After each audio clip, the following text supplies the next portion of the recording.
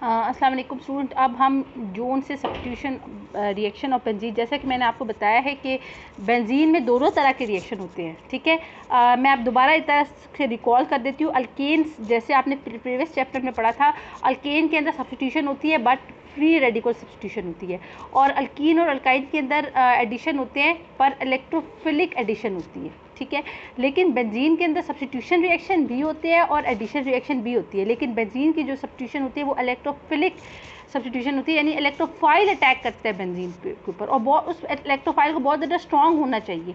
अच्छा, बेंजीन के electrophilic substitution की ये एक क्वालिटी होती है कि इस केस में जो करेक्टरिस्टिक्स ऑफ बेंजीन रिंग जो होता है वो अपनी जगह पे मेंटेन रहता है। ठीक है, और बेंजीन एडिशन रिएक्शन भी देती है, इलेक्ट्रोफिलिक एडिशन रिएक्शन ही देती है, लेकिन बहुत ही मुश्किल से। क्यों? क्योंकि उस केस में बेंजीन के जो पाई इलेक्ट्रॉन्स अटैक होते हैं, और जब पाई इलेक्ट्रॉन्स ही नहीं रहेंगे तो बेंजीन की डीलोकलाइजेशन नहीं रहेगी, जब डीलोकलाइजेशन नहीं रहेगी तो बेंजीन का जो स्टेबिलिटी है वो लॉस हो जाएगी। तो बेंजीन देती है एडिशन रिएक्शन, लेकिन बहुत मुश्किल से।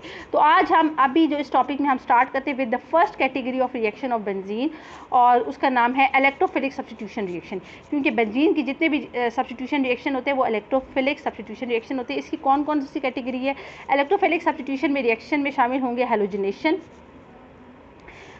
Then nitration, then sulphonation. ये सारे के सारे इलेक्ट्रोफिलिक सब्स्टिट्यूशन रिएक्शन होंगे बेंजीन के।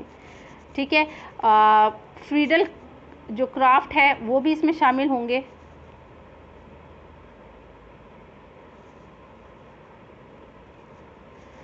अच्छा, लेकिन हम आज जो पढ़ेंगे वो है, उसका नाम है हैलोजिनेशन।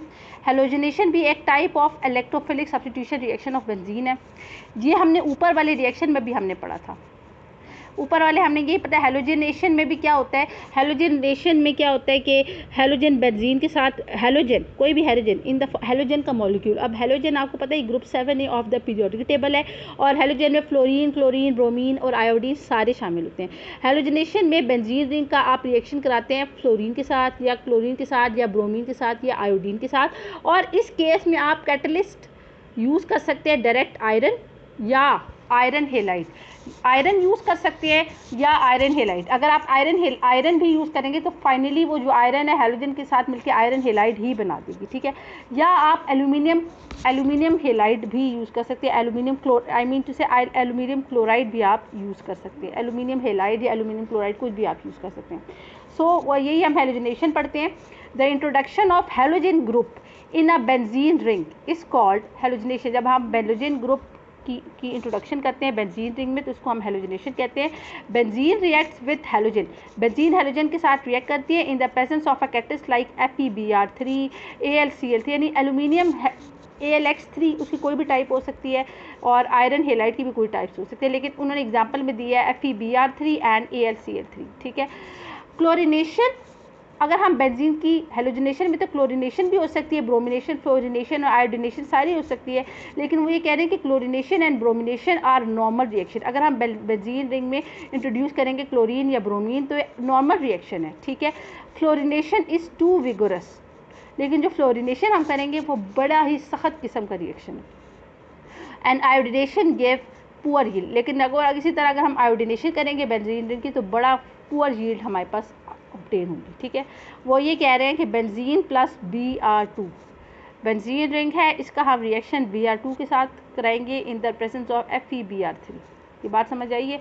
हमने लेट सपोज अगर बेंजीन रिंग लिया है जैसे कि आप देख रहे हैं, और इस केस में हमने Br2 लेंगे जो, अच्छा एक और जहन में याद रखें कि जिस किस्म का आपने हैलोजन लेना उसी के साथ का आपने कैटलिस्ट लेना, जैसे इधर Br2 लिया तो इधर भी हम FeBr3 लेंगे।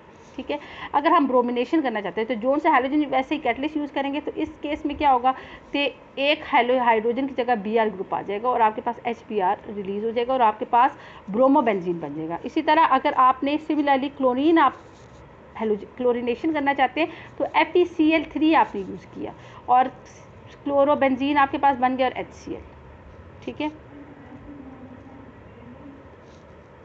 इसका मैकेनिज्म क्या है, इसमें जो एक्चुअल हेलोजिनेटिंग एजेंट होता है वो एक्स पॉजिटिव होता है। जैसा कि हमने पिछले जो हमने reactivity general pattern of reactivity of benzene towards electrophile पढ़ी थी, उसमें हमने कहा था कि जब भी कोई हेलोजन FeX3 के साथ रिएक्ट करता है तो ये एक्स पॉजिटिव, जहाँ मैं पॉइंट आउट कर रही हूँ, ये जनरेट होता है। जब भी कोई halogen in the form of molecule FeX3 के साथ रिएक्ट करता है तो ये टेट्रा हेलोफेरेट आयन 3 रिलीज़ होता है, और ये एक्स पॉजिटिव है जिसे हेलोजनोनियम आयन कहते हैं, ये रिलीज़ होता है।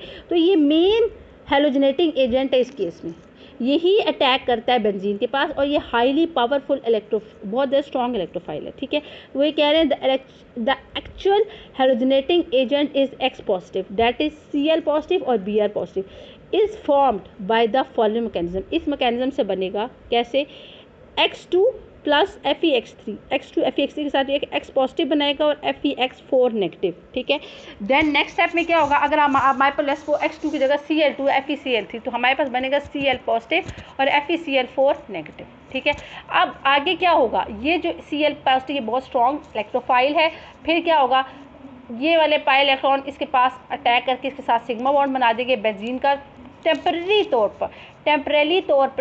तौर पर बेंजीन का रिंग स्ट्रक्चर डिस्ट्रॉय हो जाएगा। तब ये कार्बन इसके साथ क्लोरीन के साथ सिग्मा बॉन्ड बनाएगा, लेकिन इस कार्बन के इस वाले कार्बन के ऊपर पॉजिटिव चार्ज आ जाएगा। ये मैं पहले भी बात समझा चुकी हूँ। अगले स्टेप में क्या होगा, ये वाली हाइड्रोजन H पॉजिटिव की फॉर्म में रिलीज हो जाएगी, और इसकी जो 2 इलेक्ट्रॉन है वो इन दोनों कार्बन आइटम के दरमियान दोबारा पाई इलेक्ट्रॉन्स की पाई बॉन्ड बना देंगे, और बेंजीन का स्पेसिफिक रिंग स्ट्रक्चर दोबारा रीजनरेट हो जाएगा। ठीक है, तो ये वाला जनरेट और H पॉजिटिव। आगे क्या होगा कि ये FeCl4 नेगेटिव था ना, ये H पॉजिटिव इसके साथ कंबाइन करेगा, HCl और FeCl3 बना दिए। ठीक है, अच्छा अगर आपके पास अल्काइल बेंजीन है, अल्काइल बेंजीन वो होती है जिसके ऊपर कोई अल्काइल ग्रुप लगा होता है। ठीक है, और अगर आपने उसको क्लोरीन के साथ या ब्रोमीन के साथ रिएक्ट कराया, लेकिन आपने कैटलिस्ट यूज़ नहीं किया, आपने सनलाइट की प्रेजेंस में आपने उसका रिएक्शन कराया क्लोरीन के साथ या ब्रोमीन के साथ, और आपने क्या यूज़ किया, सनलाइट। ठीक है, तो उस वक्त क्या होगा, सिर्फ उस बेंजीन के ऊपर जो अल्काइल ग्रुप मौजूद होंगे उसमें हैलोजन की सब्स्टिट्यूशन होगी, और ये सब्स्टिट्यूशन बिल्कुल ऐसी ही होगी जैसे कि आप ये फ्री रेडिकल सब्स्टिट्यूशन होगी, ये बिल्कुल सब्स्टिट्यूशन ऐसी होगी जैसे कि अल्केन की सब्स्टिट्यूशन हुई थी। अगर आपके पास अल्केन ग्रुप है, अल्केन्स हैं, अल्काइन बेंजीन है, तो उसमें अल्काइल ग्रुप है, और अगर आपने बेंजीन की क्लोरीनेशन ब्रोमिनेशन की है in the presence of sunlight, तो सिर्फ जो अल्काइल ग्रुप है उसकी सब्स्टिट्यूशन होगी विथ हैलोजन, और ये हैलोजन बिल्कुल वैसी होगी जैसे कि आपने अल्केन की सब्स्टिट्यूशन की थी, यानी फ्री रेडिकल सब्स्टिट्यूशन, और बाकी बेंजीन रिंग पे कोई असर नहीं होगा। ठीक है, तो वही जैसे आपने क्या पढ़ा था, क्लोरीन के साथ रिएक्ट कराते हैं ना आप अल्केन को, तो 1 बाय 1 हाइड्रोजन को रिप्लेस करता है ना क्लोरीन, तो बिल्कुल वैसे ही होगा। सनलाइट के साथ रिएक्ट किया, अब इधर CH2Cl आ गया, इस कंपाउंड होंगे बेंजाइल क्लोराइड प्लस HCl। अगले स्टेप में क्या होगा, बेंजाइल क्लोराइड को आप दोबारा रिएक्ट करेंगे, तो आप क्या होगा, फिर हाइड्रोजन को रिप्लेस करेगा क्लोरीन, अब बनेगा आपके पास बेंजल क्लोराइड और HCl। ठीक है, फिर आपने रिएक्ट कराया इसका, तो फिर आपके पास क्या बनेगा, इसको रिएक्ट करेंगे, फिर बेंजो ट्राइक्लोराइड बन जाएगा। ठीक है, so this is the end of halogenation of benzene.